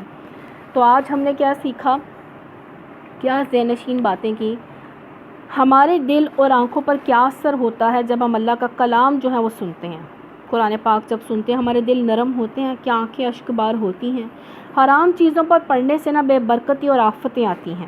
مسلمان اگر اپنی اصلاح کی فکر چھوڑ دے گا، امر بالمعروف اور نہی عن المنکر چھوڑ دے گا تو اللہ اپنا عذاب میں جو ہے لپیٹ لے گا۔ ایسے بدتر لوگ مسلط ہوں گے جو تکلیفیں پہنچائیں گے، پھر نیک لوگ بھی خدا سے دعا مانگیں گے تو قبول نہ ہوگی۔ جب ہم دنیا سے جائیں کہ تو ہمیں لوگ کیسے جو ہے یاد کریں گے، آج اچھا کیا ہوگا تو اچھے لفظوں میں یاد کریں گے۔